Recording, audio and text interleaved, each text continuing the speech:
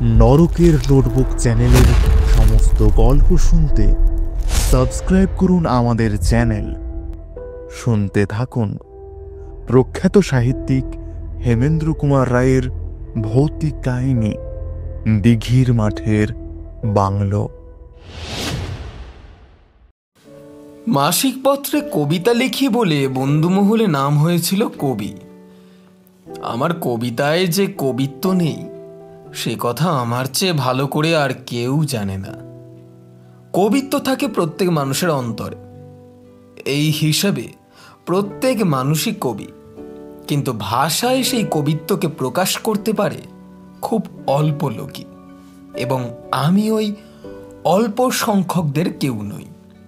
যদি জিজ্ঞাসা করেন তবু আমি কবিতা লিখি কেন, তবে উত্তরে বলবো ওটা আমার মুদ্রা দোষ। সম্প্রতি বাল্যবন্ধু সতীশের পত্র পেয়েছি। সতীশ গিয়েছিল পুজোর সময় বায়ু পরিবর্তনে। পশ্চিমের এক দেশ থেকে লিখেছে, প্রিয় কবি, আমি যেখানে বাসা বেঁধেছি তার আশেপাশে অজস্র কবিত্বের বাহার। এখানে উপরের পানে তাকালে ঝুলে ভরা কড়িকাঠের বদলে দেখা যায় নীলার রং মাখানো অসীম আকাশ। পদব্রজে বেরুলে নরহত্যাকারী মোটর ও ট্রামের বদলে চোখে পড়ে কেবল বনফুলে রঙিন পাহাড় ও নদীর হাড় দোলান। স্নিগ্ধ সবুজ ক্ষেতের পরে ক্ষেত, এবং কান পেতে শুনলে হেঁটো লোকের হট্টগোল আর পাওনাদারের চিৎকার তাগাদার বদলে শোনা যায় শুধু মুক্ত বিহঙ্গের আর গিরি নির্ঝরিণীর মতন সঙ্গীত। অতএব বাঁধো তোমার মোটমাট, কেন একখানা ইন্টার ক্লাসের টিকিট, এবং চলে এসো আমার ঠিকানা। তোমার উদরে অন্ন যোগান দেওয়ার ভার গ্রহণ করব আমি। বলা বাহুল্য, সতীশের উপদেশ অক্ষরে অক্ষরে পালন করতে দেরি করলুম না। সতীশের বাসায় পৌঁছে দেখলুম অত্যুক্তি করেনি। যা আমার কবিতায় প্রকাশ পায় না সেই কবিত্বই এখানে সৌন্দর্য ছড়িয়ে দিয়েছে আকাশে বাতাসে, বনে বনে, নদীর লহরে, প্রজাপতির পাখনায়, মৌমাছির গানে। নিজেকে কি নিশ্চয়ই মনে হলো। একরত্তি একটি ঘাসের দুলদুলে ফুল, বাতাসের দীর্ঘশ্বাসও সইতে পারে না, কিন্তু তারই তিল পরিমাণ পাপড়িতে যে অনন্ত ছন্দ ও কবিত্বের ইঙ্গিত। আমার শত শত বড় বড় কবিতাও তার কাছে নগণ্য। এখানে আমার কবিতার পাশ ফিরে শোবারও ঠাঁই নেই। সতীশ বলল, ওহে কবি, এখানে খালি কবিত্ব নয়, তার চেয়েও শ্রেষ্ঠ জিনিস পাওয়া যায়। আমি বললুম, কবিত্বের চেয়ে শ্রেষ্ঠ জিনিস স্বর্গেও নেই। স্বর্গে, অন্তত হিন্দুদের স্বর্গে না থাকতে পারে, কিন্তু মর্তে আছে টাকায় 2 গন্ডা রাম পাখি কিংবা 20 গন্ডা তস্য ডিম্ব। এমন দেশটি কোথায় গেলে পাবে খুঁজে তুমি। চমৎকৃত হয়ে বলল, তাহলে প্রাণপণে আমি প্রতিজ্ঞা করছি সতীশ, এ দেশকেই আমার স্বদেশ বলে মনে করব। সতীশ অভিমানের ভান করে, কিন্তু আসলে মজা করে। সতীশ চোখ পাকিয়ে বলল, ওহে কবি, তুমি তো মির্জাফরের থেকেও নিম্নমানের লোক হে। কেন? মির্জাফর স্বদেশ ভুলেছিল সিংহাসন আর বিপুল ঐশ্বর্যের লোভে, আর তুমি এমনই পামর যে তুচ্ছ পাউলের লোভে স্বদেশকে ভুলতে চাও। ভুল সতীশ, ভুল। ফাউল তুচ্ছ নয়, আর ফাউল হচ্ছে আমাদের স্বদেশেরই একটি বড় সম্পদ। এনসাইক্লোপিডিয়ায় খুলে দেখবে ফাউল বিদেশি নয়, তার প্রথম জন্ম ভারতবর্ষেই। অতএব ফাউলের স্বদেশ হচ্ছে আমাদেরও স্বদেশ। ইউরোপের রসনা সেদিনও পর্যন্ত ফাউলের আস্বাদ জানত না, কিন্তু তার উপর আমাদের জন্মগত অধিকার। ইউরোপ যখন শ্রীরাম পক্ষীর স্বপ্ন দেখেনি, ভারতের বিরাট আকাশ আচ্ছন্ন করে উঠত তখন ফাউলের পর ফাউল, কোটি কোটি নরম নধর রংচঙে ফাউল। এদেশে এত ফাউল থাকতে লক্ষ্মী দেবী আউল বাহিনী হলেন কেন? মাঝে মাঝে তাই ভেবে আমি অবাক হই। কেননা লক্ষ্মীমন্ত না হলে নিত্য কেউ ফাউলকারী খেতে পারে না। মা লক্ষ্মীর সঙ্গে ফাউলের সম্পর্ক বড়ই ঘনিষ্ঠ। সতীশ বলল, তোমার গভীর গবেষণার উপর আর কোনো কথাই চলে না। আজ তাহলে ফাউলের চপ, কাটলেট আর কারি তোমার বরাদ্দ রইল। সেদিন সন্ধ্যের চাঁদ আসন্ন, কোজাগরী পূর্ণিমার আনন্দে প্রসন্ন হয়ে উঠেছিল। তার রূপ দেখে মন আর বাসায় ফিরতে চাইল না। পাহাড়ের একখানি পাথরের উপরে একলাটি বসে বসে দেখতে লাগলো ঝর্ণায় ঝরছে হীরের ধারা, আর শালবনের কালোর ফাঁকে ফুটছে আলোর চিত্রমালা। এ সময় প্রত্যেক মানুষই মনে মনে কবিতা রচনা করে, এমনকি শিশুরা পর্যন্ত। আমারও মন তখন যে কাব্য কথা উচ্চারণ করছিল, অক্ষম ভাষায় তার ভাব ফোটাবার চেষ্টা করব না। কিন্তু আচম্বিতে শরতের এক বেরসিক মেঘ কোথা থেকে ছুটে এসে চাঁদের উপরে করল জবনিকাপাত। শরতের মেঘ বটে, কিন্তু অভাবিত রূপে ঘন। চাঁদ তারার আলোকিত নাট্যশালা একেবারে অন্ধকার। এমন আকস্মিক দৃশ্য পরিবর্তনের জন্য মোটেই প্রস্তুত ছিলুম না। ভাগ্যের সঙ্গে ইলেকট্রিক টর্চটা ছিল, তাই কোনো রকমে পাহাড় থেকে নেমে বাসার পথ ধরতে পারল। পৃথিবীর সৌন্দর্য আলোকের উপর কতটা নির্ভর করে তাই ভাবতে ভাবতে পথ চলছি। হঠাৎ বইল ঠান্ডা জলো হাওয়া, এবং তার সঙ্গে সঙ্গে জাগল বজ্র বিদ্যুতের সমারোহ। আরও তাড়াতাড়ি পা চালিয়ে দিলুম বটে, কিন্তু পৃথিবীকে অনর্থক জ্বালাতন করবে বলেই আজ যে অকাল বাদলের আগমন হয়েছে তাকে বোধহয় আর ফাঁকি দিতে পারব না। টর্চের আলোতে পথের চিহ্ন দেখে বোঝা গেল আমাদের বাসার অনতি দূরেই এসে পড়েছি। আমার ডান পাশে রয়েছে একটা ছোট মাঠ। স্থানীয় লোকেরা তাকে দিঘির মাঠ বলে ডাকে। বৃষ্টি শুরু হলো প্রথমে বড় বড় 2-4 ফোঁটা। অনুভবে ফোঁটার আকার বুঝেই আন্দাজ করল বৃষ্টি খুব জোরেই আসবে। অসময় স্নান করে দেহ, জুতো, জামা কাপড় ভেজাবার স্বাদ হলো না। আশ্রয়ের জন্যে অসহায়ভাবে এদিক ওদিক তাকিয়ে দেখছি। হঠাৎ চোখে পড়ল দিঘির মাঠের নিবিড় অন্ধকারের বুক ছেঁদা করে ফুটে উঠেছে আলোকোজ্জ্বল অনেক জানলা দরজা। বৃষ্টির তোড় বেড়ে উঠল। আমিও বেগে ছুটল সেই আলো লক্ষ্য করে। ছোট বাঁশঝাড়ের পাশে ছোট একখানি বাগান, তার মাঝখানে ছোট একখানি বাংলো। ঘরে ঘরে আলো জ্বলছে, কিন্তু লোকের দেখা বা সাড়া নেই। 4-5টি ধাপ পেরিয়ে বারান্দা বা দালানের তলায় গিয়ে যখন দাঁড়ালুম, তখন বৃষ্টির মুষলধারায় পৃথিবী হয়ে উঠেছে শব্দ। দালানের মাঝখানে এবং 2 দিকেই রয়েছে একটা একটা করে 3টে দরজা। সব দরজাতেই পর্দা ঝুলছে। একদিক থেকে মিহি নারী কণ্ঠে প্রশ্ন এলো, কে কে ওখানে? গলার আওয়াজটা যথাসম্ভব মোলায়েম করে বলল, আগে ভেজবার ভয় এখানে এসে একটু দাঁড়িয়েছি। নারী কণ্ঠ বলল, বেশ করেছেন, কিন্তু বাইরে কেন? ভেতরে এসে বসতে পারেন। বুঝলুম এমন কোনো শিক্ষিতা আধুনিকা মহিলা কথা কইছেন। পর্দার আড়ালে থেকেও যিনি পর্দা প্রথার ধার ধারেন না, অতএব অসংকোচে পর্দা ঠেলে ঘরের ভিতরে প্রবেশ করল। ছোট ঘর, মেঝের উপরে খুব পুরনো কার্পেট পাতা। মাঝখানে রয়েছে মার্বেলের সেকেলে একটা গোল টেবিল, তার উপরে রয়েছে একটা সেকেলে বড় ল্যাম্প, এবং টেবিলের চারপাশে রয়েছে খানকয় ভারী ভারী সেকেলের চেয়ার। একটু তফাতে একখানা ইজি চেয়ারের উপর অর্ধশায়িত অবস্থায় রয়েছেন একটি মহিলা। তার অসাধারণ সৌন্দর্য প্রথম দৃষ্টিতেই মনকে বিস্মিত করে দেয়। মহিলার কোলের উপরে পড়ে আছে একখানি খোলা বই।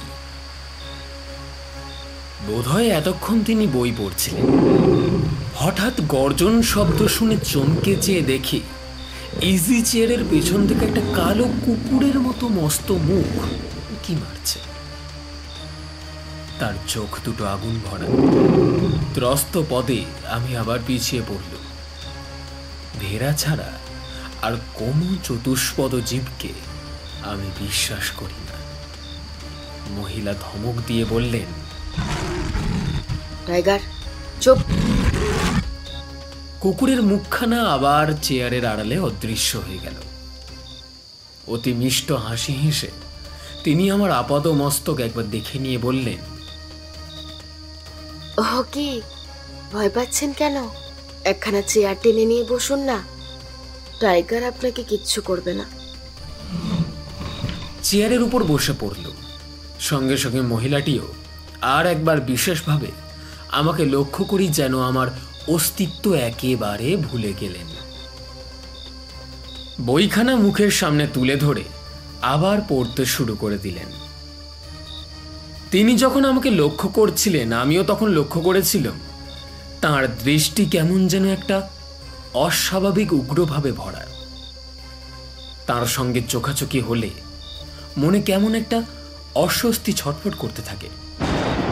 বাইরের ঘন ঘন বিদ্যুৎ বিদীর্ণ তমিশ্রার ভিতর থেকে ভেসে আসছে বৃষ্টিধারার প্রচণ্ড ঐক্যতান। তাই শুনতে শুনতে আরও লক্ষ্য করল মহিলাটি অপূর্ব সুন্দরী ও যুবতী বটে এবং তার মুখে চোখেও শিক্ষা ও সংস্কৃতির ছাপ আছে বটে, কিন্তু তার সাজ পোশাক একেবারেই আধুনিক নয়। প্রাচীন তৈলচিত্রে সেকালকার ইংরেজি শিক্ষিতা বঙ্গ মহিলাদের যেরকম সাজ পোশাক দেখা যায় এরও পরনে অবিকল সেই রকম জামা কাপড়। ঘরের প্রত্যেক ছবি ও তার গিল্টি করা ফ্রেমগুলোও সেকেলে।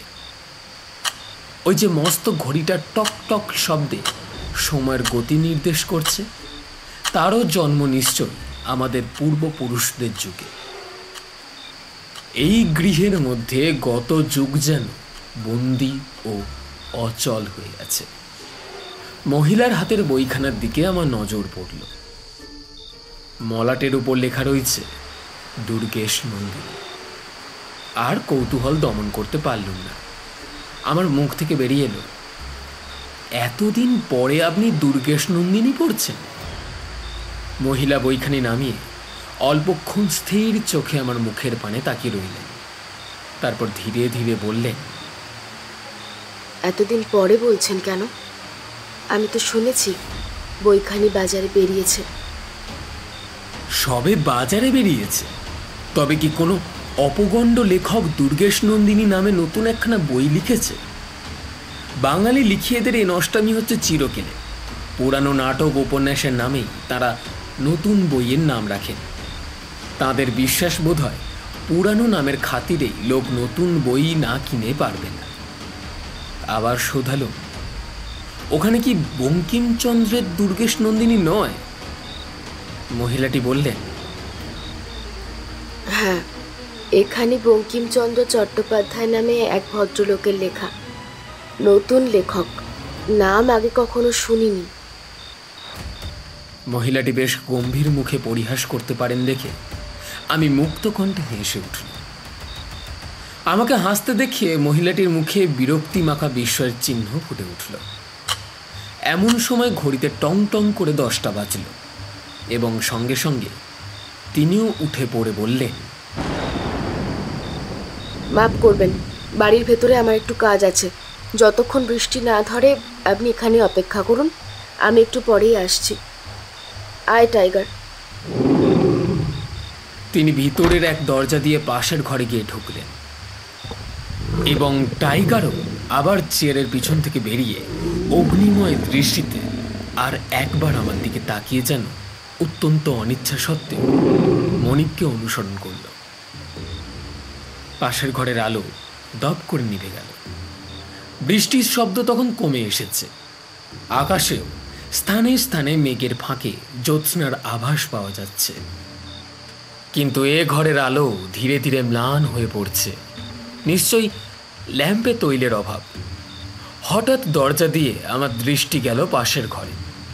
ঘুটঘুটে অন্ধকারে দপদপ করে জ্বলছে দুটো ক্ষুধার্ত বন্য চক্ষু।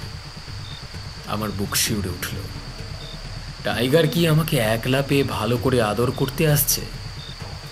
কিন্তু তারপরে সন্দেহ হলো ও চোখ দুটো বোধ হয় টাইগারের নয়, কারণ চোখ দুটো জ্বলছে মাটি থেকে প্রায় 5 ফুট উঁচুতে। টাইগারের চোখ অত উঁচুতে উঠবে কি করে? তারপরে মনে হলো হয়তো আমাকে ভালো করে দেখবার জন্যেই টাইগার ওই অন্ধকার ঘরের কোনো টেবিলের উপরে লাফিয়ে উঠে পড়েছে। আমিও উঠে পড়ে এক লাফে বাইরে এসে দাঁড়ালো। এখনো অল্প অল্প বৃষ্টি পড়ছে। পড়ুকে, টাইগারের চেয়ে বৃষ্টি ঢের বেশি নিরাপদ। কিন্তু বাংলোর বাইরে এসেই মনে পড়ল, ওই যা, তাড়াতাড়িতে ভুলে ইলেকট্রিক টর্চটা টেবিলের উপরে ফেলে এসেছি। তখনই আবার ফিরে দাঁড়ালো। কিন্তু আশ্চর্য হয়ে দেখল সেই আলোকোজ্জ্বল বাংলো হঠাৎ নিবিড় অন্ধকারে ভিতরে ডুব দিয়েছে এবং সেখানে কেবল ধকধক করছে ভয়ানক দুটো জ্বলন্ত এবং জ্বলন্ত চক্ষু। তারপরে শুনলুম অতিশয় ক্ষণক্ষণে গলায় খিলখিল করে কে হেসে উঠে সেই ভিজে রাতে স্তব্ধতাকে করে তুলল সচকিত। টর্চের কথা ভুলে গিয়ে বাসার উদ্দেশ্যে দিলুম দৌড়, এবং দৌড়তে দৌড়তেই ভাবতে লাগলো বাংলোর সমস্ত আলো হঠাৎ একসঙ্গে নিভে গেল কেন? ওই জ্বলন্ত চোখ দুটো কার? অমন করে হাসলো কে? আর কেনই বা হাসলো? আমার পালানো দেখে? ঊর্ধ্বশ্বাসে একেবারে বাসায় আমার চেহারা দেখেই সতীশ বলে উঠল, এ কি কবি, এ কি মূর্তি? আমার কাদা মাখার জুতো জোড়া খুলতে খুলতে বলল, আস্ত মূর্তিটাকে যে ফিরিয়ে আনতে পেরেছি সেজন্য ভগবানকে আমি ধন্যবাদ দিই। কেন হে, কেন? ধবাস করে বসে পড়ে হাঁপাতে হাঁপাতে বলল, আরে বৃষ্টির ভয়ে বঙ্কিমচন্দ্রের জগৎ সিংহ মাঠের ভাঙা মন্দিরে ঢুকে পেয়েছিলাম দুর্গেশ নন্দিনী তিলোত্তমাকে। বৃষ্টির ভয়ে আমিও দিঘির মাঠে বাংলোয় ঢুকে পেয়েছি নব্যযুগের অসীম এক সুন্দরীকে। হাতে তার দুর্গেশ নন্দিনী, মুখে তার সকৌতুক প্রলাপ। আলাপ বেশ জমে উঠেছিল। কিন্তু আমার ভাগ্যে সমান ভূমিকায় অভিনয় করতে লাগলো এক বিপুল বপু সারমেয় অবতার। ওসমান তরবারি ব্যবহার করত, কিন্তু এ ব্যবহার করে খালি বড় বড় দাঁত। কাজেই দ্বন্দ্বযুদ্ধ না করে পৃষ্ঠভঙ্গ দিতে বাধ্য হয়েছি। সতীশ সবিস্ময় বলল, বলি এর মধ্যে যে দস্তুর রোম্যান্সের গন্ধ পাওয়া যাচ্ছে হে। রোমান্স নয় ভাই, মিস অ্যাডভেঞ্চার। বিউটি অ্যান্ড বিস্টের একটা নতুন নমুনা। রূপে মুগ্ধ হলুম আর টাইগারের দাঁত দেখে পালিয়ে এলুম। সতীশ আগ্রহে বলে, কবি, তোমরাই হচ্ছ ভাগ্যবান জীব, এখানে এসেই রোম্যান্স আবিষ্কার করলে। ব্যাপারটা খুলে বর্ণনা করো দেখি। একে একে সব কথা বললুম। সব শুনে সতীশ প্রায় হতভম্বের মতো বলল, দিঘির মাঠের ধার দিয়ে এতবার আনাগোনা করেছি, কিন্তু ওখানে যে এমন ধারার এক চিত্তাকর্ষক রহস্যময় বাংলো আছে, কই কোনোদিন তো আমি তা লক্ষ্য করিনি। একেই বলে কবির দৃষ্টি। বন্ধু, কাল সকালেই তোমার ওই জ্যান্ত আবিষ্কারটিকে সচক্ষে দর্শন করতে যাব। তুমি আমাকে সঙ্গে করে নিয়ে যাবে তো? বললুম, কিন্তু কাল সকালে তো আর বৃষ্টি পড়বে না। কি অছিলায় আবার সেখানে মুখ দেখাতে যাব? টাইগারকে একটু আদর করব বলে?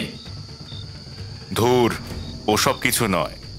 তুমি গিয়ে বলবে তোমার টর্চটা নিয়ে যেতে এসেছো। আমি বললুম, হ্যাঁ, এ ওজোর অকাট্য বটে, কিন্তু এখন ওসব বাজে কথা রাখো। উদর দেবতার পুজোর দরকার। এইবারে থালা বাটি ভরে তোমার বহু বিজ্ঞাপিত ফাউলের নৈবেদ্য নিয়ে এসো। এই আমি আসনে বসে ধ্যানস্থ হলুম। সকালে উঠে সতীশের সঙ্গে দিঘির মাঠে গিয়ে অত্যন্ত হতভম্ব হয়ে গেল। কোথায় সেই বাংলো? মাঠময় ঝোপঝাপ, দু চারটে ছোট বড় গাছ, সেখানে বাড়িঘর কিছুই নেই। জীবন্ত প্রাণীর মধ্যে দেখলুম খালি পানায় সবুজ দিঘির ধারে লম্বা লম্বা পা ফেলে বেরিয়ে বেড়াচ্ছে গোটাকয় বক, আর একটা গাছের ডালে স্থির হয়ে বসে আছে 3টে শকুন। সতীশ বললে, কবি, আমি জানি দিঘির মাঠে বাংলো টাংলো কিচ্ছু নেই। এখন অবশ্য বঙ্কিমচন্দ্রের ভাষায় তোমাকে বলতে পারি, ওহে পথিক, তুমি পদ ভুলেছ। আমি দৃঢ় স্বরে বললুম, না, তা বলতে পারো না। পাহাড়ের ঝর্ণাতলা থেকে বাসায় ফিরতে গেলে এই মেঠো পথ ছাড়া আর দ্বিতীয় পথ নেই। টর্চের আলোতে কাল আমি এই বাঁশঝাড়কে স্পষ্ট দেখেছিলাম। বাংলোখানা ছিল ওরই পাশে। সেই দিকে এগোতে এগোতে সতীশ বলল, কবি, তুমি কি বলতে চাইছো? আলাদিনের দৈত্য এসে সেই বাংলোখানিকে রাতারাতি উড়িয়ে নিয়ে চলে গেছে? আমি জবাব না দিয়ে পায়ে পায়ে বাঁশঝাড়ের কাছে গিয়ে দাঁড়িয়ে উত্তেজিত কণ্ঠে বললাম, কিন্তু দেখো সতীশ, কি আশ্চর্য! ভাঙা ইটের স্তূপ আর ভিতরের চিহ্ন দেখছ। একসময় কিন্তু এখানে সত্যি সত্যি বাড়িঘর ছিল। সতীশ সায় দিয়ে বলল, তা হয়তো ছিল, আর সেই সময় তোমার দুর্গেশ নন্দিনীর অসীম সুন্দরী পাঠিকা তার দীপ্তচক্ষু টাইগারকে নিয়ে এখানে বাস করত। কবি, তুমি কি এখানে বসে বসে মনের মতন স্বপ্ন দেখছিলে? উত্তর খুঁজে পেলুম না। কি করে সতীশকে বোঝাবো আমি মিথ্যে স্বপ্ন দেখিনি? সত্যি সত্যি এখানে এক আলোকময় বাংলোয় এসে উঠেছি। ঝড় বৃষ্টির কবল থেকে উদ্ধার পেয়েছি, এক বিচিত্র সুন্দরীর সঙ্গে কথা কয়েছি, এবং তারপর অন্ধকারে ভীষণ এক কুকুরের ভয় পালিয়ে গিয়েছি। সতীশ হঠাৎ অস্ফুট শব্দ করে ভাঙা ভিতের উপর হেঁট হয়ে পড়ে কি একটা জিনিস কুড়িয়ে নিল। অবাক হয়ে সবিস্ময় তাকিয়ে দেখল কালকের ভুলে ফেলে যাওয়া আমার সেই ইলেকট্রিক টর্চটা। তাহলে আমি পথ ভুলিনি, আমি সত্যিই এখানে এসেছিলাম। তবে কাল যা দেখেছি সেগুলো কি ভাবতেও আমার গায়ে কাঁটা দিল। তাহলে এখানে কি কোনো অজানা অদৃশ্য রহস্যের আত্মা বিরাজ করছে? কোনো রকমে হাসি চেপে সতীশ একবার শীষ দিল, তারপর বলল, একেই বলে কবির দৃষ্টি। ধন্য কবি, ধন্য। আলাদিনের দৈত্য তোমার কাছে হার মানে। ভারী রাগ হলো। ভাবলুম দি ঠাস করে সতীশের গালে এক চর বসিয়ে। এতক্ষণ আপনারা শুনছিলেন হেমেন্দ্র কুমার রায়ের কাহিনী দিঘির মাঠের বাংলো, প্রেজেন্টেড বাই নরকের নোটবুক। আশা করি আজকের গল্পটি আপনাদের ভালো লেগেছে। প্রত্যেক সপ্তাহে এরকম নতুন নতুন গল্প আসতেই থাকবে, তাই চ্যানেলে নতুন হলে চ্যানেলটিকে সাবস্ক্রাইব করে আমাদের পরিবারের সঙ্গে যুক্ত হন। গল্পটি ভালো লাগলে লাইক, শেয়ার এবং কমেন্ট করতে ভুলবেন না। ফিরছি নতুন গল্প নিয়ে পরের সপ্তাহে। ততক্ষণ শুনতে থাকুন নরকের নোটবুক।